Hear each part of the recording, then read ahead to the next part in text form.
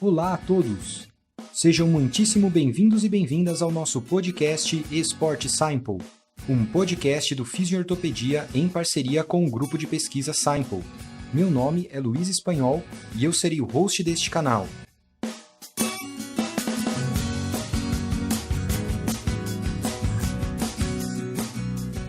Este podcast tem como objetivo promover, disseminar e estimular o consumo e produção de conhecimento científico e a prática baseada em evidências sobre o tema atividade física e saúde, numa perspectiva de saúde pública. Então se prepara, talvez até fazendo uma atividade física enquanto ouve esse episódio, estratégia que eu uso, adoro e recomendo. Mas se não der, não tem problema não. O mais importante agora é manter a sua mente ativa e vir conosco nessa jornada. Aproveitem!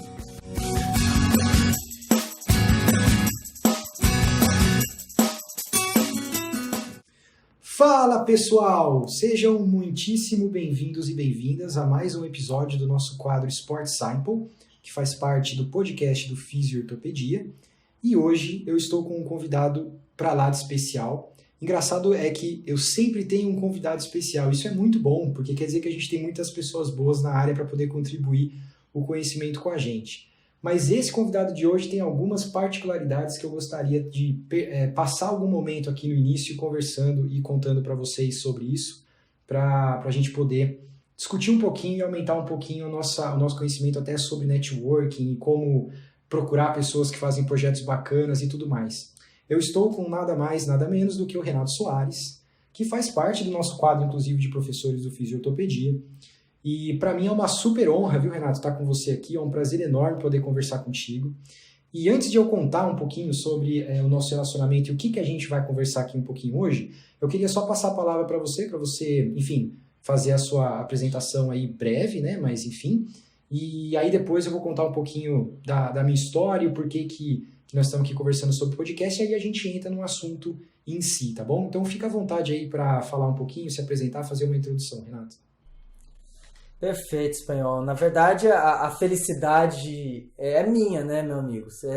O respeito que eu tenho por tudo que você desenha aí como pessoa e como profissional, para mim é uma satisfação muito grande de poder, de fato, compartilhar e ter esse network cada vez mais próximo, assim, com pessoas do seu nível, né? Então, a lógica de bater esse papo aqui informal sobre o tema, para mim, muito engrandece como pessoa, como profissional, e que ajuda cada vez mais a gente entender processos, né? Eu acho que essa é a lógica. Eu sou Renato Soares, eu sou fisioterapeuta como espanhol, tenho uma formação em 1996, na Metodista de Piracicaba. Tenho uma formação em ciência, com meu mestrado, meu doutorado. Sou professor universitário na Unital há 21 anos. E lá eu desenvolvo algumas ações bacanas junto com alunos da graduação e com projetos de extensão. E junto a tudo isso, eu sempre, desde o começo, eu me mantive ativo no ambiente clínico, né? Então eu tenho uma clínica que atendo, tenho programas, projetos de ação interessantes à comunidade e tenho meus pacientes particular aí que me dão muita satisfação no meu dia a dia como profissional. Acho que é isso, cara. Show de bola, belíssima introdução. Acho que já conta um pouco do teu peso. Mas aí eu queria contar um pouco sobre como eu te conheci. Porque é o seguinte, o pessoal que ouve a gente, normalmente, né, eles estão assim no processo ou do final de graduação, ou início da pós-graduação, ou final da pós-graduação lato sensu. E algumas dessas pessoas durante esse processo, né, final da graduação, durante a pós-graduação lato sensu, né, final e tal, elas vislumbram, às vezes, alguns professores, e esses professores acabam sendo mais do que professores, às vezes se tornam alguns tutores, né, mentores de algumas pessoas, e quando isso não acontece no processo natural, às vezes algumas pessoas buscam esses mentores e tutores, né? E eu acho interessante porque algumas das pessoas, na minha vida pelo menos, que eu tenho como tutor, mentor, ou alguma pessoa que eu sigo, alguma pessoa que eu respeito, que eu uso como referência, veio nesse processo de eu conhecer a pessoa, conhecer o trabalho da pessoa a posteriori, e aí vir, então, a admirá-la, né? Porque, veja, eu não tô querendo entrar em aspecto muito do filosófico, mas assim, por exemplo, você precisa conhecer uma pessoa ou o que ela representa para poder admirar ela, né? Então, às vezes você tá você tá viajando e tal, de repente tem uma pessoa ali que representa, sei lá, uma importância enorme para o país e você nem sabe. E às vezes, porque você não sabe, você acaba não expressando talvez a admiração que você poderia ter se conhecesse a história daquela pessoa. E com o Renato, pessoal, aconteceu o contrário. Eu conheci o Renato pelos projetos dele, pelas histórias dele, né? Então, eu sempre tive um pouco de interesse nessa coisa de ciência da implementação, mesmo sem saber o que era ciência da implementação, né? Então, para quem nos acompanha aqui no podcast, para quem me conhece, sabe que eu tenho uma pegada científica de pesquisa que hoje é o meu carro-chefe, e eu sempre tive essa vontade e tal, né? Só que esse pezinho da ciência da implementação, quando eu não sabia exatamente o que era, eu ficava olhando como as pessoas faziam, na verdade, para implementar, né, coisas da ciência, só que eu não necessariamente conhecia o processo científico dessa ponte entre a ciência mesmo que a gente conhece, publicar em artigo, etc., e utilizar esse conhecimento para implementação prática. Quando eu comecei a ouvir burburinhos e ficar sabendo dos projetos do Renato, falei, cara, aí tem alguma coisa muito interessante acontecendo, né? E aí eu conheci o Renato por causa dos projetos, então eu nem sabia como era o semblante dele, nem nada, eu só conheci os projetos antes, aprendi a admirar os projetos e achar uma grandeza e uma importância absurda naquilo. Então esse foi o primeiro ponto de ligação minha com o Renato, foi esse, né? E aí eu admirando os projetos e tudo mais, mas ainda não conhecia a pessoa.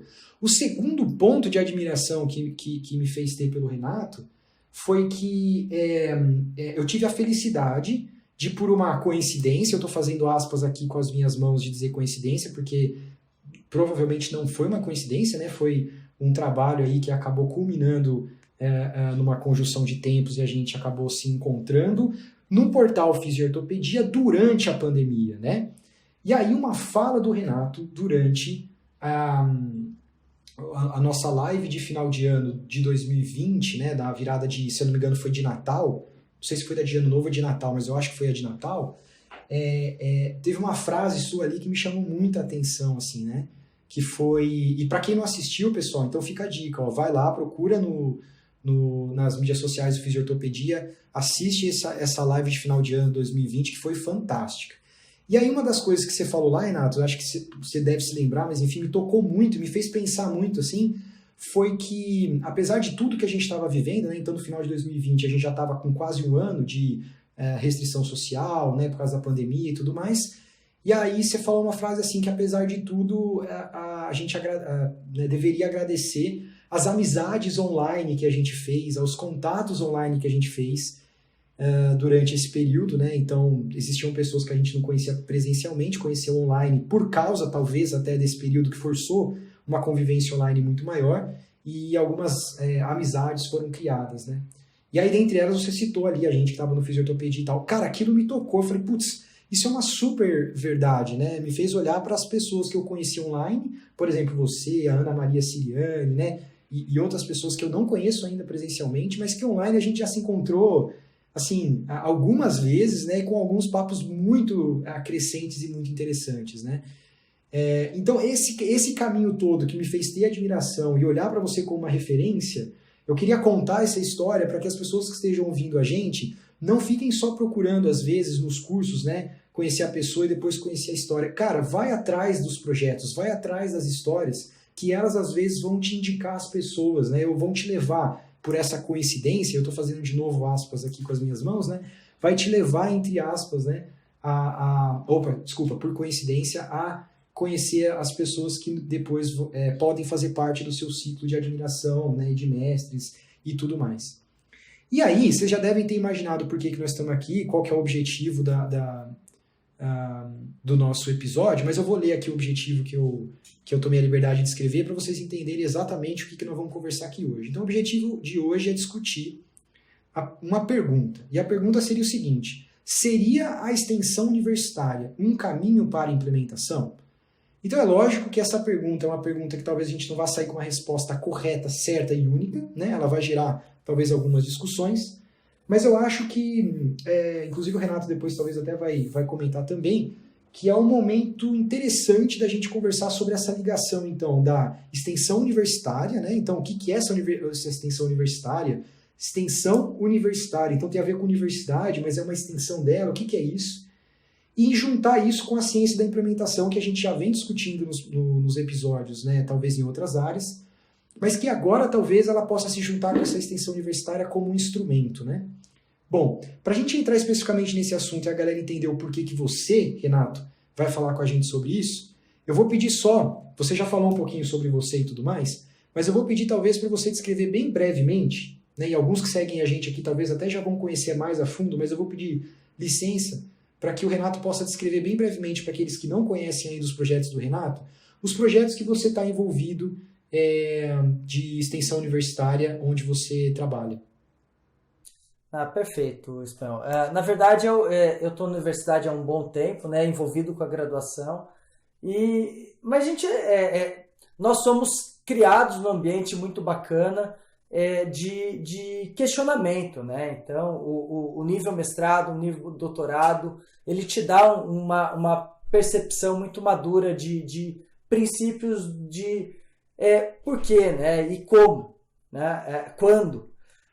São perguntas importantes que fazem com que a gente cada vez mais reflita sobre a nossa importância como profissional. Nesse caso, profissional docente de uma universidade, né? E nesse ambiente eu vi possibilidades de interação. A universidade me dá essa possibilidade, uma possibilidade muito rica de ter ao meu lado profissionais da minha profissão e profissionais de outras profissões. De altíssimo nível, com uma estrutura bacana, né, cara? O ambiente universitário me dá essa possibilidade. E quando a gente fica inquieto com as dificuldades nossas, do nosso dia a dia, olhando os números, então eu acho que essa é a base de tudo, né? Entender qualquer coisa, a gente vai precisar de uma lógica de interpretação epidemiológica. A gente vê que, de fato, a gente precisa montar mais estratégias. Essa inquietude aumenta ainda mais. E desde, se eu não me engano, vamos colocar aí 2014, a gente vem discutindo entre colegas dentro da própria universidade, de forma interdisciplinar, possibilidades de intervenções mais globais, assim, regionais,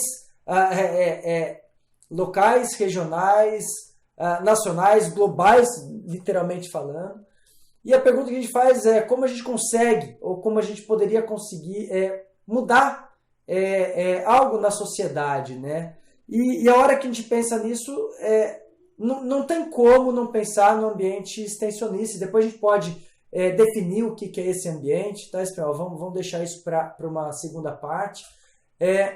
E talvez em 2015 teve um insight bacana com alguns professores do Departamento de Comunicação Social da própria universidade, de montar estratégias de educação em massa, né, cara? Com o objetivo de um olhar mais global, tentar quebrar, talvez, aquela informação massificada de algo que não batia com o que a ciência tinha...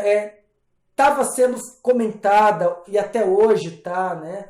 E eu não via outra possibilidade senão montar uma estratégia conjunta com participação de outros colegas, de outros departamentos, para montar material no ambiente tecnológico, né? Na mídia social, o ambiente digital no qual eu consiga, olha que interessante, né? E a gente contextualizem algo tempo dependente nisso, tá? Isso é importante. Você, naquela época, começar a pensar que um material digital pode ser um grande influenciador ad eterno, de forma a ter uma contextualização de um conhecimento de domínio público. Então, isso motivou a gente a montar estruturas. Eu sozinho não conseguiria fazer isso. Alguns professores do Departamento de Comunicação falaram, beleza, eu topo essa ideia, vamos embora. Ainda antes do ambiente extensionista, vamos montar um projeto. Eu até tinha tentado um projeto na época, mas com financiamento do governo, mas a gente não conseguiu. Daí a gente falou, quer saber, vamos tentar fazer algo diferente. E a lógica da época foi montar textos educativos sobre o que nós estudamos, no caso, dor lombar. E para isso eu convidei outros colegas, né? Eu falei, poxa, é uma empreitada bacana, a gente vai colocar o dedo na ferida em temas, teoricamente, coloquem o tempo nessa contextualização, muito radicais, né? E a lógica era meter o ferido no excesso de cirurgias mesmo, de coluna vertebral, no erro de conceito de ação em fisioterapia, como montar uma estratégia de intervenção primária, enfim. Eu falei, eu quero parceiros nisso, né, cara? E convidei alguns colegas da nossa profissão, que para mim foram sempre grandes referências, daí eu concordo plenamente com você, Espanhol. Nós temos que ter referências e nós temos que buscar essas referências para ficar do nosso lado. A gente aprende muito. Eu acho que a gente tem que criar sempre essa humildade e falar, cara, quem que é minha referência no meu ambiente, ou minhas referências no ambiente pessoal, profissional, e em várias áreas pessoais, em várias áreas profissionais, né? E eu fui conversar, bati na porta do Rodrigo Vasconcelos, do Léo Costa, e falei, galera, poxa, eu estou pensando numa coisa bacana aqui, vocês topam fazer algo diferente? Na hora, os caras, poxa, lógico, Renato, vamos embora. Então a gente construiu textos, isso talvez 2014 para 2015, se não me falha a memória, construímos em conjunto. Eu construí o esqueleto, a gente fazia quase um Delphi ali em 3, né? Batendo papo, levando, discutindo, retornando, até chegar um texto que os 3, e essa era a nossa regra, a hora que os 3 falassem, beleza, é isso, não tem que tirar nem colocar uma vírgula, beleza, agora a gente vai conversar com o pessoal da comunicação para montar uma estratégia de digitalização de tudo isso, né, cara? Agora eu quero colocar isso em forma de domínio público mesmo, aonde for, sabe? E deu muito certo, né, cara? Deu muito certo lá no começo. Em 2016 a gente formalizou o primeiro projeto de extensão. Na época era Quebra de Mitos e Valorização de Verdades, um bem para a saúde coletiva.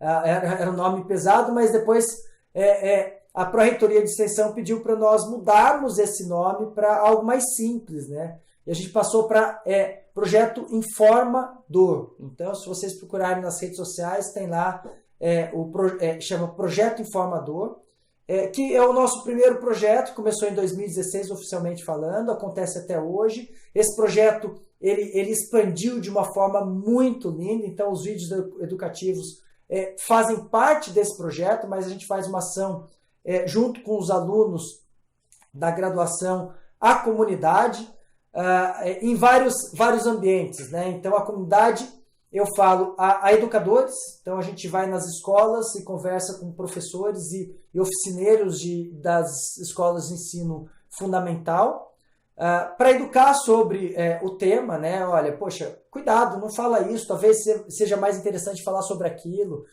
A gente faz uma ação com educadores físicos da rede municipal de ensino da cidade, no qual a universidade faz parte, Taubaté, e esses caras são muito bacanas, porque eles entendem, interagem e ajudam pra caramba. Nós fazemos uma ação junto com um programa, que é o PAE, que é um programa para idoso, então a gente faz uma ação junto com idosos, junto com pacientes com fibromialgia, junto à comunidade, na espera do atendimento básico, então a gente entra nessas ações. Então é um projeto muito bonito, muito bacana e que criou vários segmentos. Hoje a gente está num ambiente fantástico, que é uma ação de educação e intervenção com jovens atletas. Então, Taubaté tem uma escola padrão, que é o PAE, que é uma escola específica de esporte, no qual o turno matutino eles ficam na aula normal e no vespertino eles vão para para a sua modalidade, então algo fantástico, que a gente consegue fazer uma ação educativa com essa galera. Então a gente consegue abordar várias ações junto à comunidade de uma forma geral, com focos específicos na temática dor crônica e prevenção, algo nesse sentido. E em seguida a gente teve uma oportunidade em 2018 de realizar uma implementação de uma ação junto com crianças da rede municipal, né? Então, jovens estudantes, a gente montou um projeto que na época teve uma possibilidade, uma abertura via Ministério da Educação, o Fundep, Fundação Nacional de Desenvolvimento da Educação Básica, com financiamento para alguns projetos. A gente foi pleiteado em 2018, essa verba aconteceu até o ano passado, hoje a gente não tem mais essa verba, mas o projeto continua. Mas é uma ação fantástica de educação em dor a jovens. Então, o projeto chama Luz, Câmara e Movimento. É outro projeto bem interessante, com foco de jogar a ciência, né, a pesquisa, junto com a universidade, com alunos da graduação, em prol a uma ação à comunidade, que isso é a base do contexto da ação extensionista dentro de qualquer universidade. De forma geral, é isso, né? São projetos que me encantam muito. Eu falo que me dão energia assim, para a produção de mais ações, assim, porque é lindo, é lindo. É um pingo em um oceano, assim, mas é algo que para mim é um start de grandes modificações aqui em médio e longo prazo. Cara, super fantástico. Eu acho que nesse momento não só eu, como acho que todos os nossos ouvintes aqui estamos meio que apaixonados por essa fala e tudo mais, né? E nós estamos querendo fazer isso aí, viu, Renato? De verdade, nós estamos querendo fazer isso aí. Eu acho que de agora para frente, o que nós vamos tentar fazer aqui é estruturar um pouco assim, você falou do projeto de maneira geral. Nós vamos pensar um pouquinho em como esse caminho funciona, para dar meio que o how to do, sabe? Como fazer para aqueles que estiverem interessados em talvez galgar um lugar ali. Antes da gente talvez passar por umas coisas meio técnicas e tudo mais, eu queria fazer não uma reflexão, mas chamar atenção para uma coisa que me bateu aqui, que muita gente que ouve a gente está procurando, por exemplo, um lugar no mercado, quer começar a trabalhar, ou já trabalha, mas quer talvez se diferenciar por alguma coisa e tudo mais, né? E é engraçado porque você foi falando, eu fui imaginando assim, as possibilidades, né? Lógico que você falou de um trabalho interdisciplinar, que tem várias disciplinas, mas dentro dessas disciplinas, fisioterapia é uma. Então, olha só, né? Existe, né, espaço e local para o fisioterapeuta trabalhar em coisas que se diferenciam um pouco daquele ambiente de clínica, né, que você entra, tem um consultório, ou tem aquela sala com tablados e tal, você vai lá, atende seu paciente, vai embora, tal. Existe espaço para um trabalho que possa diferenciar um pouco disso. Eu não estou falando que isso é ruim, pelo amor de Deus. Eu estou falando que tem que fazer coisa diferente. Não, isso aí é o ganha-pão, o fisioterapeuta faz isso mesmo e ok, todo mundo já sabe. O que eu estou dizendo aqui é que talvez um diferencial, fazer alguma coisa um pouco diferente, é trabalhar um pouco mais essa questão do tipo, cara, vamos pensar numa ação, né, não numa ação assistencialista talvez, mas uma ação mais global, de entregar um projeto ou de gerir um projeto, de ajudar na gestão, né, de dar opinião, ser um consultor dentro de um processo, para poder entregar, por exemplo, um programa de prevenção primária ou de atenção global à saúde, que nem você pontuou. Né? Eu gosto de pensar que existe espaço para isso, para o fisioterapeuta, e gostaria de relembrar um editorial publicado em 2009 no British Journal of Sports Medicine, dizendo que, na opinião do autor da época lá, que foi o Evert Verhagen, dizendo que, para ele, o fisioterapeuta é talvez o profissional mais próximo de entregar promoção à saúde para a população, né? E ele disse isso e foi publicado nesse jornal que hoje é o líder da área de medicina esportiva no mundo. Então eu acho que, apesar de ser um editorial, né, uma opinião, mas é um pesquisador importante na área, numa revista importante na área, e eu acho que isso levanta uma mensagem que eu acho que a gente poderia, assim, pontuar para os nossos ouvintes. Pode falar, Renato. Perfeito, Espanhol. Eu acho que é bem isso. o fisioterapeuta ele é pura emoção, né, cara? Senão não estaria nessa pegada, né, cara? Eu acho que essa é a lógica, né, cara? Eu sei que eu vou me dar bem pra caramba com o espanhol, mesmo sem conhecer ele. Porque, de fato, cara, eu tô falando espanhol, mas posso estar falando o João, a Maria, que são fisioterapeutas, porque, de fato, cara, a gente tem algo muito diferente nessa pegada como outros profissionais, com outras pessoas. Mas, na fala que o espanhol falou, eu colocaria que o fisioterapeuta tem que ser esse emocional racional, pautado em boas evidências, pautado em estatísticas, que daí eu não tenho dúvida que ele como profissão, vai conseguir atingir um nível de excelência e maturidade muito além do que hoje existe. Eu falo, a gente está em um ótimo caminho, né, cara? A partir do momento que a gente conseguir mostrar que, de fato, o que nós temos como ação de conhecimento, de implementação, é muito maior do que se imagina, pautado em boas evidências, eu acho que, meu amigo, o céu é o limite. A gente tem como profissão algo a conquistar de forma brilhante, mas como pessoa, como profissional também, né, cara? Então, se você quiser pensar em estratégias desse nível, pense de forma racional, estruture um projeto muito bem organizado, pautado em lógicas, com raciocínio crítico, pautado em evidência, que você vai, no momento certo, atingir a pessoa certa e conseguir conquistar o seu espaço aí. É meio que, não sei se você vai concordar comigo, mas assim, é meio que operacionalizar a boa intenção, né? Então, sim, veja, é isso mesmo. O cara tem a emoção, ele tem a boa intenção, mas se não souber operacionalizar, às vezes você não sabe operacionalizar e dá certo, né? Mas pode acontecer da coisa não ir para onde você quer, né? Então aí surge aqueles ditados de boa intenção, o inferno tá cheio e por aí vai, né? Então assim, eu acho que é a questão de operacionalizar essa boa intenção, que eu concordo 100%, que o fisioterapeuta parece que tem isso um pouco já inato nele, né? Então parece que o que leva o cara para fisioterapia já ter uma característica um pouco mais empática, né? Um pouco mais emocional e reativa quanto às questões humanas, né? Isso, não humanas da área humanas, eu digo humanas, do ser humano, né? Então isso é bastante interessante.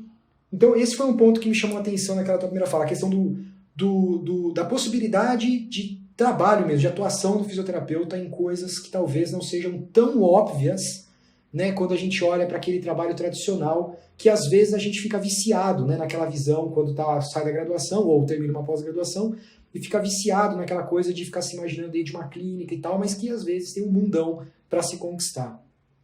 Só que aí, dentro desse mundo da extensão e tudo mais, então agora mudando um pouquinho de assunto, né, saindo desse lance da fisioterapia, trabalho e tal, e voltando para essa questão da universidade, extensão e etc., na tua fala surgiram esses nomes, né? Então, assim, universidade, né, projeto de extensão, ciência, implementação, surgiram essas coisas. Então, para a gente poder fazer com que o nosso ouvinte entenda o que é extensão, por que nós estamos conversando disso e tudo mais, eu acho que a gente poderia primeiro dizer assim, né? O que é a universidade no Brasil? Né? Então, Renato, para você, cara, ou, né, lógico que você pode usar referências, mas eu digo assim, se você fosse falar para alguém assim, o que é a universidade no Brasil, o que você diria? Existem várias características para a gente legalmente falar que existe o nome universidade, né? Mas vamos destacar o que mais importa aqui. Para você ter um formato de uma universidade, você tem que ter uma estrutura que tem alguns pilares, né? O pilar da graduação, o pilar da pesquisa e o pilar da extensão universitária, que nada mais é do que esse processo que liga o ensino da graduação à pesquisa e vai para a comunidade. Então, isso, de forma legal, literalmente falando, é o que faz com que a universidade seja vigente como um poder de ação e obriga, isso é interessante, a ter essa visão direta de um centro de ensino, né, e pesquisa a uma ação à comunidade local. E isso que faz com que exista uma lógica universitária com esse pilar acionando a extensão comunitária como base de tudo. Cara, fantástico. Então, olha só que legal. Ensino superior no Brasil, né? Ele é reconhecido no primeiro momento pelas instituições. Então, é a instituição de ensino superior, né? As tal das IESs. E o que o Renato falou agora, o que você falou agora, Renato, eu não sei se isso funciona para todo mundo, mas me deixa muito estimulado e empolgado, porque ela está falando o seguinte, ó, existe um documento base do governo federal que diz que para uma IES, uma instituição de ensino superior, receber o título de universidade, ela precisa estar pautada em 3 pilares. A educação, e aí deixa eu fazer uma pausa aqui, porque a educação, lógico que a gente está falando de educação de ensino superior, então ela é um pilar, é o primeiro, é o que vem ali, né? E uma faculdade também tem esse pilar, né? Então, às vezes a gente fala assim, pô, tem a universidade, tem a faculdade. Será que tem diferença, né? Então, o que parece tem. Talvez, eu não estou falando do que tem no curso, né? Eu estou falando da estrutura. Por que uma instituição é chamada faculdade? Por que uma instituição é chamada universidade? Então, se a gente olhar para a educação, as duas podem ter, por exemplo, um curso que você está procurando de formação. Mas começando pela educação, a universidade tem uma obrigatoriedade a mais do que a faculdade, né? Então, por exemplo, você pode procurar uma faculdade de ciências médicas, né? Então é uma faculdade que tem cursos na área da saúde. Só que para ser uma universidade, ela precisa ter curso nas 3 áreas, né? Humanas, exatas e biológicas, onde saúde acaba entrando nesse bolo aí. Então ela precisa gerar educação em todas as áreas do conhecimento. Não precisam ser todos os cursos existentes ou todas as profissões existentes, mas ela precisa ter alguma entrada em todas as áreas do conhecimento. E por quê? Por causa daquela interdisciplinaridade do que o Renato comentou naquela primeira fala. Então veja, a gente está falando de um mundo que integra conhecimentos, né? E a universidade seria um ambiente que integra isso obrigatoriamente como instituição. Para receber o nome universidade, tem que ter isso por estatuto instaurado, né? Mas não é só... A faculdade, ela pode ter isso, mas ela não tem a obrigação de ter isso. Ela pode ser um curso mais voltado para uma área do conhecimento específica só, como, por exemplo, biológicas, só saúde, só humanas e por aí vai. Agora, um outro pilar, então, é o pilar da ciência, que aí a gente já conversou um monte de episódio de podcast aqui sobre ciência e tal. Eu não vou ficar entrando muito em detalhes sobre isso, mas a ciência, então, é aquela que produz o conhecimento. Então, a educação, você ensina e aplica o conhecimento no modelo educacional, né, de mostrar para alguém como é e tal, e a ciência você produz o conhecimento. Então a universidade tem essa questão de ter que obrigatoriamente produzir conhecimento novo através da ciência. Só que aí, Renato, aí nós chegamos no ponto, né? Porque aí ensinar alguém e produzir conhecimento não quer dizer que a sociedade vai estar se beneficiando disso. Não quer dizer que isso vai estar chegando para o usuário final, no caso da área da saúde, o usuário final é o paciente. Ou né, a população, se a gente está pensando em prevenção primária, por exemplo, né, de alguém que não tem algum processo de saúde ainda.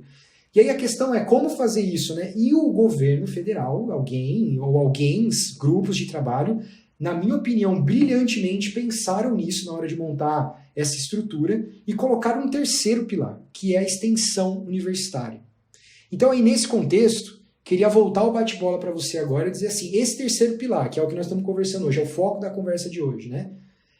O que é isso? Onde ele entra nessa história toda de universidade? O que é extensão universitária? Qual é o papel da extensão universitária dentro da educação superior?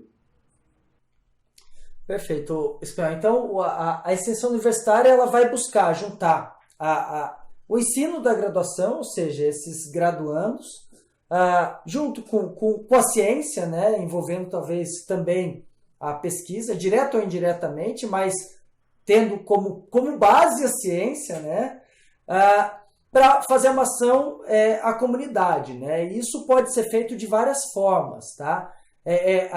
As ações extensionistas da universidade elas são divididas em algumas ações, dentre elas os programas. Os programas de ação são conjunto de ações, conjunto de projetos. Então, na Unital tem o Programa de Atenção Integrada ao Envelhecimento. São vários projetos dentro de um grande guarda-chuva com grande foco de fazer ações gerais a característica do envelhecimento. Então é fantástico esse projeto, com vários departamentos envolvidos. Tem os projetos em si, no qual, por exemplo, eu sou vinculado a 2, o Luz, Câmbio e Movimento e um Formador, no qual eu envolvo alunos da graduação de mais do que um departamento. Hoje nós temos alunos da graduação da fisioterapia, da comunicação social, da educação física, mas já tivemos envolvidos da psicologia, da pedagogia, que foram experiências fantásticas. Temos também ações de cursos e oficinas, tá? Então, os cursos e oficinas, eles ocorrem no qual sempre tem que estar envolvido o aluno da graduação nessa organização também, e em prol da sociedade, que, se eu não me engano, tem que ter uma carga horária mínima de 8 horas, e daí vem eventos e prestações de serviço. Então, uma clínica de fisioterapia, por exemplo, da universidade, entra com uma ação extensionista, que faz parte de um processo, e daí a gente vê toda hora uma via dupla, né? Uma mão dupla.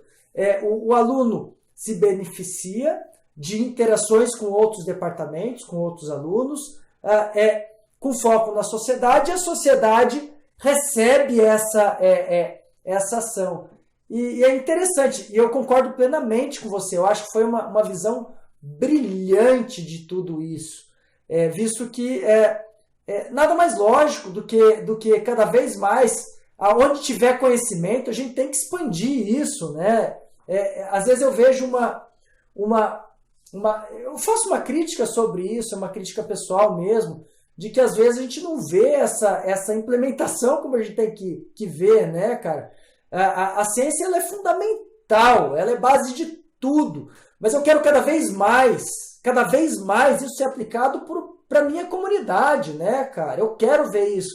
É o que encanta quando eu falo dos meus projetos, pesquisadores, né? E como vocês, a sua fala é muito bacana com fala de vários outros pesquisadores que eu converso, fala, cara, isso é lindo, porque o pesquisador, a hora que ele produz o conhecimento, ele quer ver aquilo sendo aplicado, né, cara?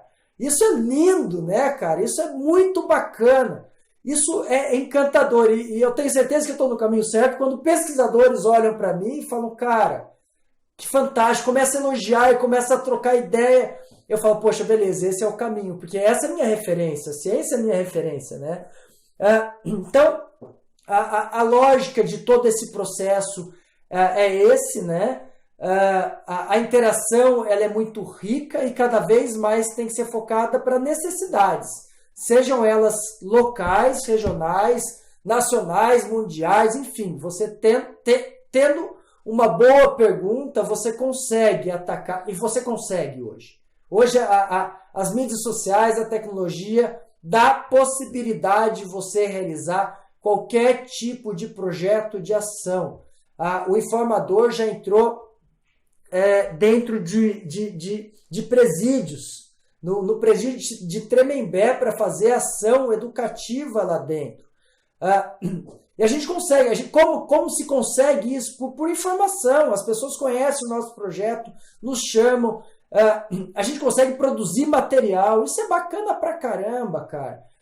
Então, hoje eu não vejo limites para que as ações extensionistas aí na universidade continuem cada vez maiores. Eu acho que essa é a minha visão geral assim, da ação extensionista dentro da universidade. Cara, que fantástico isso, cara. Que fantástico isso. E aí, eu acho que existe uma outra área de atuação aí que a gente pode fazer também uma vírgula agora aqui, que é o seguinte, você ficou falando, eu fiquei pensando em perfis, assim, sei lá por que isso veio na minha mente, mas assim, então, por exemplo, às vezes você olha aquele fisioterapeuta que é o cara clínico, mão na massa, ele tem um perfil para aquilo. Às vezes você vê um fisioterapeuta que ele é mais teórico, talvez ele seja mais o perfil de professor, mas é um cara que gosta de ensinar e tal. E às vezes você vê um cara que talvez ele seja um pouco mais perfil pesquisador, é um cara que gosta de escrever projeto para pedir financiamento, levantar processo de pesquisa e tal. E por que não? Né? Eu acho que você é uma referência para mim nisso, mas eu fiquei tentando buscar na minha mente quem seria uma outra. Eu consegui até, daqui a pouco eu vou explicar por quê. Mas por que não ter as referências das pessoas que têm habilidades nisso, na extensão? Cara, e aí, Renato, eu vou pedir licença, desculpa se eu tô... A gente tá no podcast aqui, nós estamos batendo papo e eu vou falar mesmo. Esses dias eu tô fazendo um curso, não tem nada a ver com o que nós estamos conversando aqui, mas eu tô fazendo um curso, negócio de dieta e tal, porque também não é porque eu tô fazendo ou porque eu tô precisando de dieta, é porque eu sou curioso. E teve uma fala que o cara falou lá, né, que eu ouvi hoje, inclusive, que foi o seguinte, ele falou, você tava correndo, ouvindo, e ele falou assim, você já reparou que às vezes, cara, você tá fazendo, sei lá, uma dieta na sua família e tal, e tem uma pessoa da sua família que tenta de maneira consciente ou inconsciente, porque às vezes o cara não quer fazer mal pra você nem nada, mas sabotar a tua dieta. Então, por exemplo, assim, você não quer comer chocolate, beleza. Cara, o cara compra no iFood um troço com chocolate pra tomar um café com você e te chama e fala, vem cá. Ele sabe que você não tá querendo comer chocolate, ele faz isso pra meio que te provocar. E por que eu tô falando isso? Porque eu acho que às vezes a gente sabota as pessoas da extensão. E eu não sei, assim, eu fico pensando, eu não quero expor nada, mas assim, eu já fiquei sabendo de boatos, tipo assim, ó, o cara faz extensão, aí vem um pesquisador que é foda, olha e fala assim, cara, você devia estar na pesquisa, você devia estar na ciência, né? E tenta forçar E isso não é do mal, o cara não tá fazendo isso por mal, mas é porque ele não consegue ver o outro lado, ele é formado e ele tem uma visão no que ele faz, muito bem e obrigado, mas não existe só aquilo, né? Então o que é bom não é só o que o cara faz, mas nós como seres humanos, a gente tem dificuldade de processar isso, e às vezes a gente precisa dar um passo para trás para olhar o todo, respirar um pouco e falar, não, pera lá, né? Então eu acho que com o tempo e com essas discussões é muito importante que no Brasil a gente fortaleça o braço da extensão para termos mais pessoas ou permitir que essas pessoas que tenham essa vocação para a extensão possam elicitar essa vocação dentro da área e fazer a coisa acontecer. Porque, por exemplo, eu vejo em você, por exemplo, Renato, uma pessoa que tem a vocação para isso, mas além de ter a vocação, você é um cara altamente resiliente, é um cara altamente proativo e por isso que acabou dando certo. Porque eu fico imaginando as pedras que apareceram no seu... E eu não estou falando das pedras agora do ponto de vista profissional, todo mundo tem. Mas estou falando assim, dentro dos colegas, que às vezes não é uma coisa que estão querendo mal nem nada, mas quantas vezes talvez não surgiu um colega querendo te desviar de um caminho desse, falando assim, cara, você é brilhante, então vem ser brilhante comigo. Mas não, você é brilhante exatamente porque você não tá com o cara. É isso que eu estou querendo dizer, né? E eu acho que dar voz, mostrar o que dar exemplo do que é extensão, é uma forma de mostrar para aquele que talvez tenha a vocação nisso, de falar, cara, é isso. E você sabe que às vezes até eu fico me perguntando, eu não acho exatamente isso, mas eu fico me perguntando se, sei lá, há 10 anos atrás, se eu tivesse claro na minha cabeça o que era extensão universitária, como trabalhar com extensão universitária, etc., talvez eu tivesse ido por esse caminho. E por que eu estou falando isso? Você é um extensionista clássico. Não sei não. Mas eu estou contando isso porque, olha, na graduação, eu fiz uma graduação particular, né? Então minha formação em graduação foi numa universidade particular. E eu tentei buscar a iniciação científica. E na época, por que eu tentei buscar a iniciação científica? Porque diziam que quem fazia iniciação científica era bom. Eu não sabia o que era aquilo lá, né? E eu queria fazer porque eu não falava para fazer e tal. Eu falei, então eu vou tentar fazer. Mas na universidade que eu estava não tinha um programa de iniciação científica assim bem estabelecido. Existia iniciação científica lá, mas não era um programa que você sabia onde ir. Então a gente não tinha um guia. E acabou que o tempo foi passando, a gente não foi conseguindo. Eu tinha um professor até que estava querendo me ajudar nesse processo, mas também não sabia o caminho. Mas esse professor era o coordenador de uma extensão universitária. E eu queria deixar aqui só assim, provavelmente, não sei se ele acompanha, se ele vai ver, mas se ele vê, eu queria deixar um grande abraço para ele. Foi um grande mestre para mim na época, e uma pessoa que eu admiro bastante, é o Dumas Belasco Júnior, né, que na época era meu professor lá na Metodista, e ele liderava na época o Projeto Vida, que era um projeto que levava atividade física e esporte para pessoas com deficiência, né? E eu aprendi muito nesse projeto, né? Trabalhei nesse projeto de extensão universitária, Mas a gente ia trabalhando como uma forma de... Eu não entendia muito bem os processos universitários por trás. Eu entendi o trabalho. Eu ia lá, fazia o trabalho que eu tinha que fazer dentro do projeto e ok. Mas o de trás, né, a parte de trás, não era nem que não me foi apresentado, mas talvez eu não tenha tido a maturidade de ver isso, a maturidade de entender isso. Até porque na época, imagina, se agora a gente está falando de uma estrutura que talvez ainda não esteja tão clara, imagina... Na época, não faz tanto tempo assim, mas a gente sabe que a coisa evoluiu bastante, né? Então eu acho que essa mensagem do que é extensão universitária e tal é muito importante, até para isso, né? Para falar assim, ó, se você está sentindo um comichão e é isso, existe lugar, né? E existe estrutura. Só tem que procurar como fazer, né? Eu não sei se você quer fazer algum comentário sobre a minha fala agora, porque é uma coisa totalmente que eu pensei conforme você foi falando. E, bom, não sei se você gostaria de comentar alguma coisa, senão eu já posso ir para o próximo tópico. Não, espera, a gente sempre tem algo para comentar, né, cara? E a sua fala ela é muito pertinente em vários sentidos, né? Primeiro, de fato, as pessoas pouco conhecem o que é essa ação extensionista e quando existe na universidade, às vezes nem foram apresentadas, né, cara? Então, essa é uma briga rotineira, assim, eu acho que melhorou muito, existem universidades com mais maturidade, a Unital tem uma maturidade muito grande nisso, mas eu sei que não é uma realidade em outras universidades. Muitas universidades estaduais, federais, têm ações extensionistas lindas, fantásticas também. Enfim, eu acho que essa divulgação interna para o graduando é fundamental, porque daí entra em algo que a gente precisa discutir, que a importância disso tudo na implementação, né? E de fato, essa é a lógica. E a segunda é essa relação do pesquisador, né? com a ação extensionista. E às vezes o pesquisador, eu já tive vários debates consultivos sobre isso, quando eu apresento meu projeto para pesquisador, e o cara olha o meu projeto extensionista como uma pesquisa. E começa a fazer questionamentos de pesquisa. E eu acho bacana pra caramba, porque eu acho que cada vez mais eu posso melhorar meus projetos no formato de implementação, pautado em sugestões do que o colega está falando. E eu absorvo de fato isso, porque tem muita coisa interessante, do tipo como quantificar todo esse processo, né? E isso é importante, não com cunho científico, mas com cunho de valorização de fato, está dando certo ou não. Mas a visão do pesquisador não é essa, a visão do pesquisador é a pesquisa, e ele está vendo aquilo como um paper. E hoje eu tenho muita clareza nisso, eu falo, e a minha fala já virou clássica nisso, eu olho e falo assim, cara, você é um pesquisador, a porta está aberta no meu projeto de extensão para você fazer pesquisa. Vem comigo, cara.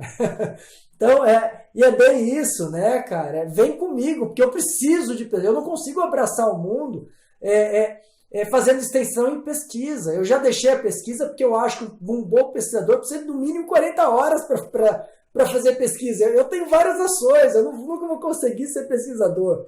Mas bom pesquisador, venha do meu lado. Daí eu vou dar um exemplo da nossa querida Thier, né? Quando o Bruno, que é outro colega Saragioto, que começou a falar o que a esposa dele fazia, eu falei, meu Deus, já escutei esses projetos, já escutei sobre... Thier, vem para perto de mim, por favor, cara. Então foi esse network, pegando lá o que você disse lá no começo, fundamental para o crescimento nosso. Então hoje, a Thier tá junto de algumas ações extensionistas e de pesquisa com a comunidade no qual eu estou envolvido. E essa ligação ela é muito rica, né, cara? Eu acho que é bem isso. Eu concordo plenamente com a sua fala e apenas fiz algumas considerações aí de exemplo de tudo isso. Fantástico. Antes de ir para o próximo tópico, uma coisa que levantou agora aqui, né? É engraçado porque o pesquisador está sempre vendo publicação e o pano de fundo disso é que o cientista no Brasil não, no mundo, o cientista, para ser cientista, ele é meio que obrigado a publicar. Por quê? Porque se deixar, talvez o cientista ficar lá fazendo pesquisa e tal, e daqui a pouco ele esqueceu de divulgar isso para a sociedade. Então, é uma forma de proteger a população contra o não conhecimento, né? Então, assim, pesquisador, você quer ser pesquisador, quer ser cientista, precisa publicar, porque você precisa tornar público o que você está fazendo. Mas olha que interessante, a extensão, por definição, é isso. Então, você não precisa forçar um processo de divulgação para algo que já é a implementação ou divulgação em si, né? Então, é interessante isso. Então, eu fico pensando assim, né, um pesquisador... eu estou falando isso meia culpa, porque eu também tenho esse viés, tá? De olhar para os projetos, inclusive seus, eu acho que eu já devo ter falado isso para você também em algum momento, de olhar e falar assim, cara, isso aqui é... Cara, vamos publicar isso. Mas, na verdade, para o cara que está do ponto de vista da extensão, então agora eu estou tentando ser empático e olhando com, por exemplo, a tua visão, assim, cara, mas para que publicar? O cara já está usando. Ele tá usando. Eu vou publicar o quê se o cara já está usando? Ele já está implementado. Eu não preciso contar para os caras já estão fazendo. Então, assim, Mas, ó, que interessante. Pelo outro olhar, numa visão crítica daí oposta, eu olho e falo assim, cara, isso precisa ser publicado para as pessoas saberem que isso existe. Né? Não como ferramenta de, não, vale a pena porque após eu criar uma hipótese eu confirmei. Não, eu acho que isso precisa ser publicado. Qual é a publicação? Não sei, é que mais atinge a população que vá também ter espelho para realizar algo nesse sentido também. Não, fantástico. E o legal é que às vezes não precisa ser artigo científico. Legal, assim, hoje eu faço parte do corpo editorial de uma revista e a gente está discutindo coisas muito interessantes lá, né? O editor-chefe ele tem uma cabeça muito interessante. E ele fala o seguinte, ele fala assim, cara, o beabá é a gente fomentar a publicação. Mas a questão é que essa publicação há anos não está chegando no usuário final. Aí ele fala assim, o que nós vamos fazer a mais? Então agora a gente está pensando em montar estratégias de tipo, chamar o autor junto com o editor e fazer um podcast. Convidar o grupo de pesquisa para divulgar isso num vídeo, na língua local. Dar suporte para que a pessoa submeta um artigo na língua inglês, que é a mãe da ciência, mas também na língua local, né? Duas versões do mesmo artigo, só que em línguas em que o grupo de pesquisa entenda que é o maior foco, o maior target, né, do público que precisa ter aquela informação. Então, eu acho interessante que, assim, eu acho que em algum ponto do tempo a ciência vai olhar e falar assim, publicação é importante sim, mas não é o que... Porque hoje muitos dos pesquisadores são julgados apenas por isso. Então, o cara é um bom pesquisador, quantos papers ele tem, né? E eu fico pensando, será que é isso? Será que é isso que, né, pega... Que define um bom profissional, um bom pesquisador. E eu acho que na extensão, acho que a extensão já nasceu sem esse viés, né? A extensão já nasceu sem esse viés, o que eu acho que é bom. Então, acho que até a extensão e a ciência tem muito que se juntar, o que tem a ver com o nosso próximo tópico. Renato, o nosso próximo tópico é o seguinte. Quando eu tive contato, porque eu contei que eu tive contato com você, com o projeto de extensão e tal, sem saber o que era ciência da implementação. E aí eu tive contato com ciência da implementação num curso que eu fiz em 2018, que foi financiado pela FAPESP, né, mas foi um curso do GACD, que é uma instituição global para estudar doenças não comunicáveis, crônicas, né, como diabetes, obesidade, por aí vai. E aí eu tive um contato mais formal com o que é ciência da implementação, né? E do meu ponto de vista, que é do pesquisador, entendendo a extensão e depois entendendo o processo de ciência da implementação, confesso que desde daquela época e até hoje, eu confesso que eu vejo um certo sinônimo entre os dois. Eu olho para a ciência da implementação e eu vejo uma extensão universitária linda cabendo ali. Não só, tá bom? Mas eu digo assim, então talvez sinônimo, deixa eu tentar explicar, talvez eu não quis dizer sinônimo, talvez eu disse... Talvez aí como é que fala? Tem associação e tem correlação. Uma correlação entre essas duas, né? Porque eu olho para a ciência da implementação e eu falo, putz, ciência universitária cabe como uma luva. E quando eu olho para a ciência universitária eu falo, cara, para mim isso é ciência da implementação. Então, assim, eu queria perguntar para você o que você acha disso? Porque isso não tem texto formal falando. Existe texto formal falando que é ciência da implementação, que na grande maioria das vezes está escrito para pesquisador, criticando que a ciência tem que vir para a sociedade.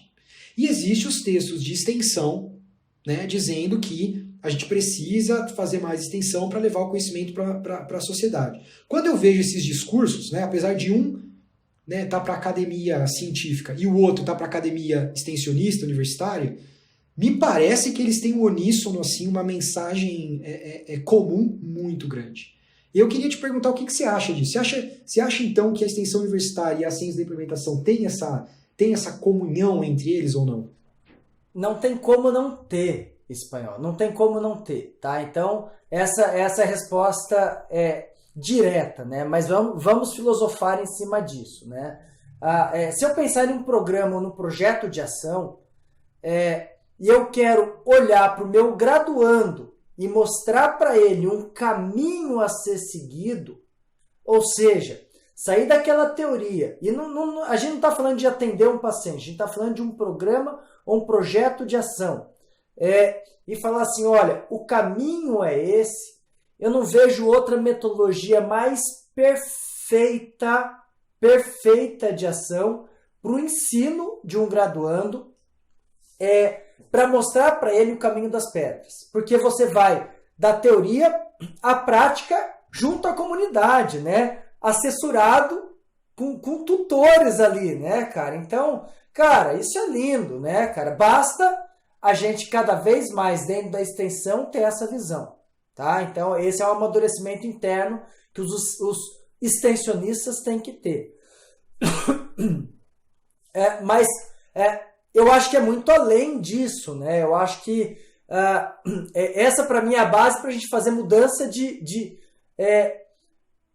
sociedade, tá? Porque imagina, se eu penso em um projeto de ação, eu estou olhando para uma comunidade, seja ela maior ou menor, é mais do que um ali, né?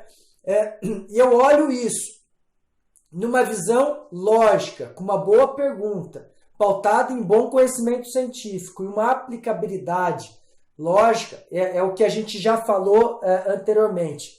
Essa é a base de qualquer intervenção pautada em boas ações para mudança de algo, né? Então, essa é a base da extensão alocada ou correlacionada com algo bonito que é a ciência da implementação, que nada mais é do que a aplicabilidade de tudo que a gente está falando. Mas eu vou além, tá?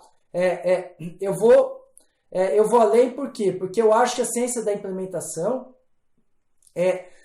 depois do aprendizado disso, que pode e que deve ser na graduação, e a extensão é o melhor caminho, ele tem que ser aplicado por profissionais, né? E esse é o outro caminho importante, né? E eu dou exemplo de alguns projetos de ciência e implementação que eu tenho de forma que eu fiz fora da universidade. Então, eu tenho projetos de ação que eu posso falar que a gente conseguiu atingir muita gente, mais de 1.000, vamos dizer assim, com boas intervenções, com seguradoras comprando essa ideia, né, cara? Então, e nada mais é do que ciência de implementação, né, Espanhol? Então, a resposta é sim. Em um contexto base de ensino na graduação, de implementação à comunidade, que vai ser exposto no futuro para um profissional capaz de fazer um projeto que foge da universidade. Cara, fantástico. E aí você foi falando e eu ia contar uma coisa e você entrou no assunto assim numa conexão absurda. E aí deixa eu comentar uma coisa também, Renato, se você me permite, porque eu acho que eu esqueci de falar, talvez, que a gente tem hoje no Brasil, a gente tem no Brasil, assim, nós estamos ainda de maneira bastante modesta tentando trabalhar com o que a gente está chamando hoje do Brazilian Network of Implementation Science, né? O nome que a gente deu foi BRAIMS, com M, né? Que é um network de ciência da implementação que nasceu por causa desse curso que eu fiz na FAPESP e tal. E que, assim, na hora que a gente precisou de gente, falou assim, vamos chamar a pessoa para participar, lógico que o primeiro nome que veio na minha mente foi o teu, por isso que eu te convidei, e o Renato faz parte hoje do BRAIMS, né? Assim, talvez até vai me substituir, porque assim, eu nem sei que eu tô fazendo lá direito, tô aprendendo com todo mundo lá. Mas uma Para coisa, com isso. mas uma coisa interessante, Renato, e eu não me lembro se isso aconteceu antes da sua entrada ou não, se aconteceu você pode comentar sobre isso, é que tiveram uma ou duas associações, empresas, que nos procuraram falando o seguinte: cara, que legal que vocês são um grupo, né, de network, de ciência da implementação e tudo mais, e que estão falando um pouco do processo científico disso. Porque nós fazemos implementação de processos, mas gostaríamos de entender melhor a ciência por trás dos processos. E nos procuraram. Quando isso aconteceu, eu confesso que nós ficamos com medo. Porque nós falamos assim, cara, então quer dizer que tem gente trabalhando com implementação e procurou a gente para entender o processo científico. E a gente achando que ia trabalhar com o processo científico para depois, né, ensinar as pessoas isso para depois começar com o processo de implementação. Uma visão totalmente ingênua, mas é porque de quem estava começando. Por que eu estou fazendo esse paralelo, né, Renato? Que é o que você estava falando, né? Eu já fiz projetos de implementação fora da universidade que foram de sucesso, né? Isso me arremeteu a esse exemplo. E dizer que é o seguinte, a gente fala de extensão universitária como um processo dentro da universidade, porque aquilo está formando você, meu querido, profissional, para quando sair, puder ter esse treinamento para trabalhar com essas implementações que esses colegas os procuraram para fazer. Cara, era coisa de projeto de implementação assim. Temos um projeto de implementação de estímulo e saúde na amamentação de criança, de bebês e tal. É uns bagulho, cara, importantíssimo. A hora que a pessoa procurou assim, eu quero a tua ajuda, eu falei, cara, mas desculpa, você tá anos-luz de mim. Eu vou te ajudar no quê? A minha vontade era falar isso, né? Então, por que eu tô falando isso? Porque hoje, essa pessoa, ela deve ter feito um processo muito específico, porque hoje eu conto no dedo quantas pessoas dessa, eu olho pro lado e falo, essa pessoa faz implementação no ambiente, talvez não universitário e tal, né? Então, talvez ela tenha, né, já tenha talento para isso e sei lá. Mas por que não ter esse treinamento? E quem talvez daria esse treinamento é a extensão universitária. Então, eu não tenho dúvida. Não é? Você faz a extensão universitária, aprende isso, vai para uma empresa e faz a implementação de um projeto. Cara, você vai ser valorizadíssimo. Super valorizado, né? Então, assim, eu acho que a extensão, cada vez mais tem que ser explicado o que tem que, sabe, as pessoas têm que procurar fazer. Hoje eu já penso nos meus projetos de pesquisa, colocar um dedinho de extensão universitária ali. Confesso que não está muito claro para mim ainda, que é o próximo passo agora, viu, que eu vou te perguntar, Renato. Eu confesso que para mim ainda não tá tão claro a parte operacional de como fazer isso, pelo menos dentro da minha instituição, onde eu trabalho, né? Mas é aquilo que eu te falei, aquilo que eu estava comentando. Eu acho que onde existe vontade, onde existe, né, proativismo, vontade de fazer uma coisa acontecer, uma hora vai acontecer. É só você procurar os mentores corretos, que a gente já conversou, se juntar com aqueles, com os bons, né? Com os bons que eu quero dizer, é se juntar com aqueles que têm uma visão que também vá de acordo a levar isso para a população, juntar esses conhecimentos e fazer a coisa acontecer. E nesse sentido, talvez eu queria te perguntar para você compartilhar com a gente agora o lado negro da força, porque até aqui foi tudo rosa, né? Eu acho que agora, o cara que ouviu a gente até aqui, ele deve estar apaixonado, né? Ele deve estar falando, nossa, cara, é isso que eu quero pra minha vida e tal. Mas a gente sabe que a vida é a vida, né? Então, assim, não é tudo um mar de rosas. O Renato não nasceu com o projeto, né, Renato? Você não tirou do bolso o projeto, né? Então, o que eu queria pedir pra você, assim, talvez, Renato, de contar pra gente um pouco duas coisas. Primeiro, você me pareceu, e eu queria que você talvez validasse isso, se isso é verdade ou não, mas me pareceu que a instituição onde você trabalha, ela tem um viés extensionista, assim, ela entende a importância da extensão e ela investe nisso. Quando eu digo investir nisso, não é dinheiro, eu estou falando de investir tempo, investir cuidado, investir atenção, olhar para isso com um olhar importante, que tem que acontecer. Primeiro eu queria que você falasse se isso é verdade, né?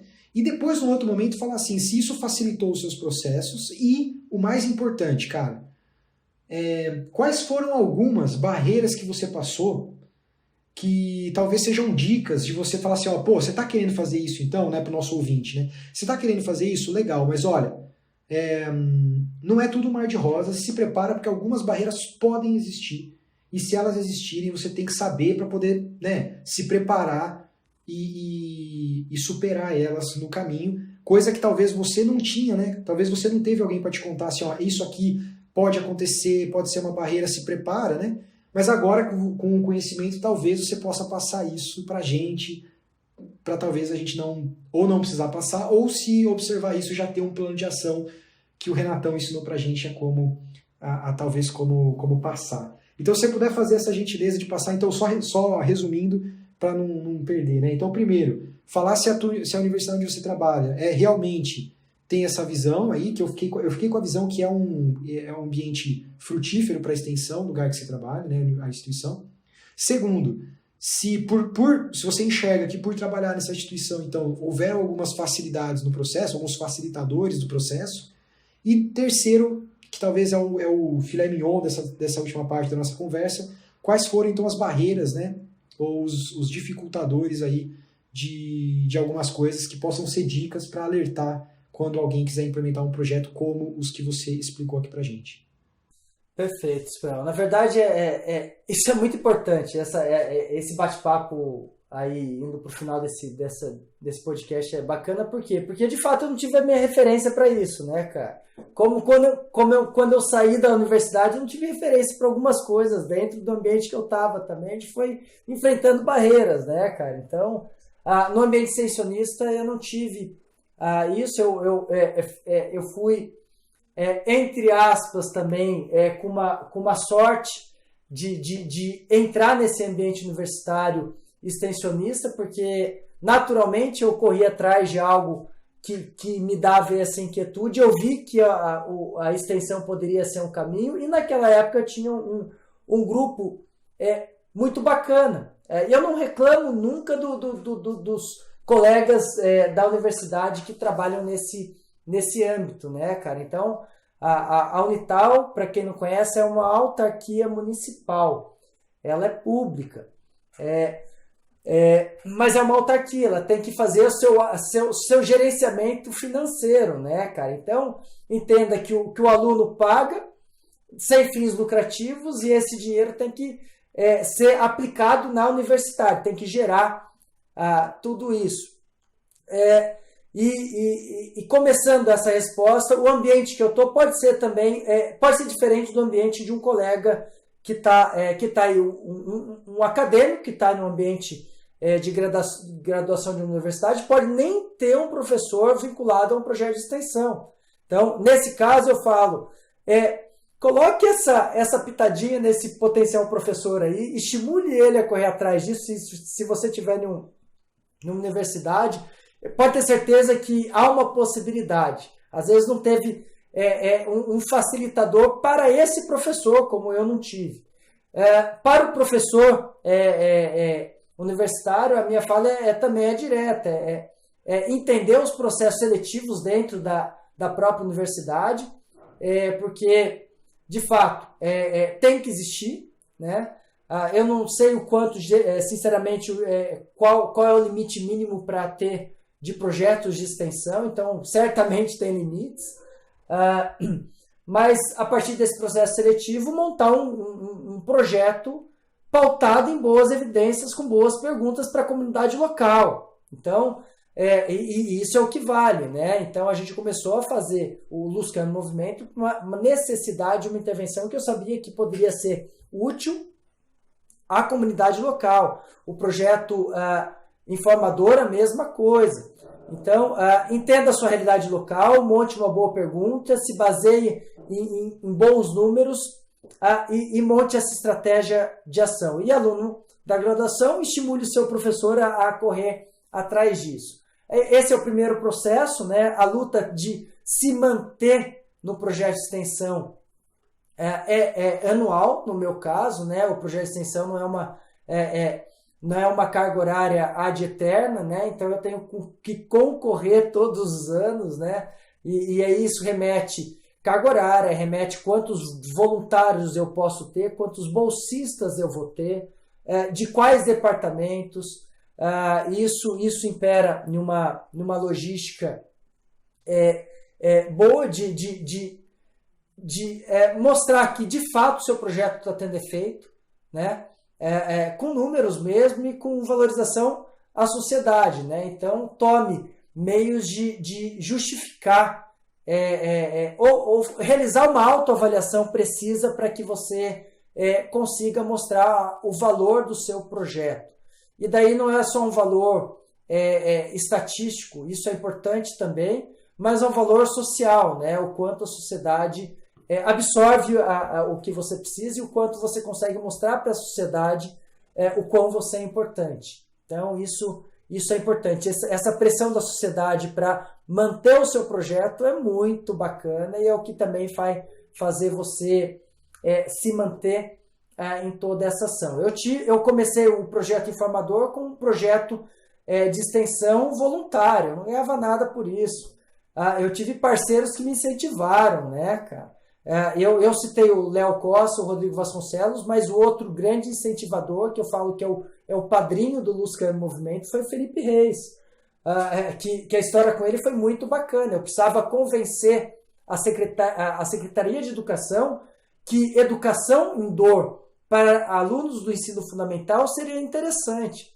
Mas imagina o contexto que eu estou, né? Os problemas que ela tem para ela entender que educação indoor é importante. Por mais que minha aula, juro, é bacana e empolgante. Eu empolgo quando eu falo isso. E eu consigo convencer, mas a fala da secretária, e foi uma conversa muito bacana, assim, esclarecedora, assim, foi: Renato, eu achei legal, você fala muito bem, uma linguagem acadêmica linda, mas se você não gerar autoestima para os meus alunos, você está fora. Então, por favor, coloque no seu objetivo estimular a autoestima dos jovens. Eu falei, poxa, cara, numa imaturidade assim de olhar, eu falei, caramba, cara, poxa, mas beleza, tudo bem. Olha o meu erro. Eu não fui a fundo na comunidade para entender a realidade local, né? A realidade local, de fato, a educação indoor eu sei que precisa, mas a realidade local, nos bairros que eu fui, e nos bairros que a gente faz ação, são bairros de extrema necessidade de uma carência social, econômica gigantesca, né? Gigantesca. E de fato, cara, se eu não gerasse autoestima ali, a sociedade não ia me receber. Falar de dor, meu amigo, poxa, tá faltando comida na minha mesa, cara. Tipo, lógico, cara, a minha criança, meu filho, cara, nunca saiu do bairro. Ele tá envolvido talvez com droga, cara. E as histórias são nesse nível, né, cara? Então, se aprofundar e conhecer de fato, a população que você vai atingir, na temática que você quiser, numa visão multidimensional, é fundamental. Então, essa é a dica que eu dou. E diante disso, o espanhol, eu só vou acrescentar uma fala que é muito legal. Diante dessa minha experiência, eu coloquei nos dois projetos, um outro objetivo. Então, isso está legalizado na nossa ação, que é ajudar a implementação de novos projetos de extensão de outras universidades ou outros projetos de ação à comunidade. Então, hoje, eu tenho a felicidade de falar, poxa, a gente ajudou uma Universidade Federal de Minas a construir um modelo muito parecido com o nosso. Renato, poxa, mas isso é uma cópia? Não, não é e nunca vai ser. Eu quero que cada vez mais tenham pessoas que façam isso. Eu ajudei um colega fisioterapeuta do Rio de Janeiro a montar uma aula de educação indoor para os amiguinhos do filho dele, dentro da escola. Então, beleza, vamos montar uma estratégia de convencimento para a coordenadoria, vamos montar a estratégia de dinâmica com essa criançada, com uma criançada, se eu não me engano, era de 12 anos. Eu ajudei, isso faz parte do meu projeto. A gente tem ajudado a implementação de ação dentro de prefeituras, com fisioterapeutas que trabalham no SUS, em 2 locais, um em Minas e um em São Paulo. Que é lindo, cara, é lindo. Então, isso faz parte do projeto. Então, como eu não tive essa referência, eu falo, poxa, tá aberto, a casa é de todos, né? Essa gotinha no oceano tem que aumentar. E aumenta com participação, né, cara? O meu sonho, isso vai acontecer, tá? espanhol. Isso eu já estou vendo a parte legal de tudo isso. É criar um modelo guarda-chuva entre universidades de projetos de extensão afim sobre a temática no qual hoje nós abordamos aqui. Então, eu quero que meu aluno da graduação monte um projeto junto com o aluno de graduação da Federal do Amapá, que está fazendo ação junto com aquela comunidade. Eu quero fazer discussões com a comunidade do país inteiro, com participação de várias universidades juntas com o mesmo foco. Então, essa é a próxima fase. Eu venho discutindo isso. Eu dei o exemplo com a Federal do Amapá, porque, de fato, a gente tem construído alguma coisa. A Universidade Federal de Minas Gerais também, isso já está acontecendo. Eu tenho conversado com a Josi, estimulado ela a criar algo nesse sentido, que para mim ela também, como você, é uma extensionista nata, de tal forma que a gente consiga criar uma rede de extensão dentro do ambiente nacional, né? Com foco no que a gente propôs a fazer, né, cara? Que é olhar para a dor de uma forma diferente, educacional e de intervenção. E só para finalizar a minha fala, eu acho que já estamos aí, sei lá, meio que avançado nesse horário, a não ser, a gente se empolga, né, cara? Esse modelo extensionista, ele vai mudar, né? Ele vai mudar. Então, veio uma resolução em 2018 do Conselho Nacional de Educação, junto com a Câmara de Educação Superior, que estabelece as novas diretrizes de extensão de educação superior brasileira, que coloca algo muito mais ativo, fazendo com que todos os graduandos tenham envolvimento com a ação extensionista. Porque até então, não. Até então, são pessoas que eu penso em um processo seletivo, como bolsistas e como voluntários. Agora, não. Essa curricularização desse processo da extensão insere 100% os alunos de graduação, a partir de 2022, nível nacional, como 10% da carga horária total do curso, envolvendo todos os alunos de graduação. O que pode mudar, se for olhado com o olhar que deve ser olhado, pode mudar a cara da implementação, da ciência da implementação, como a gente está discutindo. Cara, fantástico. Deixa eu te fazer uma pergunta que ficou agora aqui. 2 perguntas, para a gente poder encerrar. Uma pergunta quando você aplica esses projetos, você aplica para a prefeitura, para o município ou não? É para a universidade? Não, é para a universidade. Só que, olha que interessante, o Fundep nessa oportunidade, tinha uma verba para ações dentro da prefeitura de Taubaté. Como a prefeitura de Taubaté tem o vínculo à universidade, é o mesmo vínculo, ela aplicou essa possibilidade de ação junto às ações extensionistas. Então, foi criado uma rede de projetos de extensão à comunidade, vinculado com a prefeitura de uma forma riquíssima, e o projeto foi avaliado pela Secretaria de Educação. Por isso. Pô, fantástico, cara. Junto com a Pró-Reitoria de Extensão. Fantástico, cara. Renato, na verdade você já respondeu as perguntas que eu tinha aqui, que eu fiquei meio que pensando e tudo mais. Bom, a gente vai partindo agora para um finalmente, de fato. Eu confesso que estou super empolgado, assim, eu acho que eu já sabia que isso ia acontecer, né? A gente já conversou algumas vezes, se realmente empolga a gente.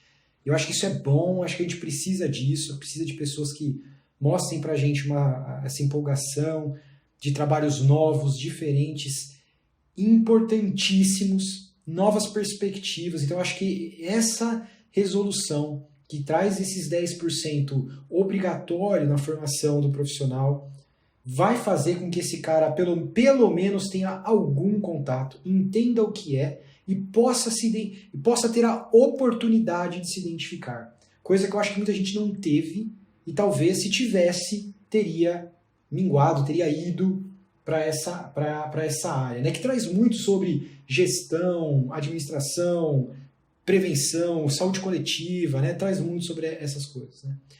Renato, queria te agradecer demais, imensamente, assim, mais uma vez foi um prazer imenso conversar com você, como sempre e agradecer, assim, o seu tempo, né? A gente sabe que a agenda não é muito fácil de pessoas importantes como você, que tem vários afazeres, mas ter um tempinho para conversar aqui com a gente e mostrar um pouco o seu conhecimento realmente é bastante importante. Eu tenho certeza que os ouvintes vão ficar aí muito empolgados, né?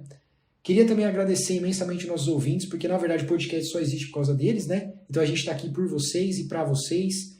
Então, se tiverem sugestões, comentários, sempre enviem. E eu espero de coração que eu e o Renato e tudo, né, que envolve nós, assim, porque o conhecimento não vem só da gente, às vezes a gente transmite algum conhecimento de colegas e tudo mais, mas eu espero que tudo isso que foi discutido possa trazer um pouco de luz, um pouco de esperança, um pouco de caminho, um pouco de empolgação, um pouco de paixão pela área, pela extensão, pela universidade como um todo, pela participação dentro da universidade, mais do que ir na aula, né? Então, sentar na aula e depois ir embora, será que faz... Hoje é um modelo que não faz muito mais sentido, você tem que engajar com a coisa, né? E eu acho que o ambiente universitário está preparado para isso. O governo federal já estabeleceu normas para isso. Existem pessoas que querem fazer isso, mas a gente precisa conversar mais sobre isso para fazer isso virar uma realidade. Renato, eu vou passar a palavra para você fazer suas palavras finais, se você quiser fazer algumas últimas colocações e tudo mais, e aí a gente pode partir para o encerramento.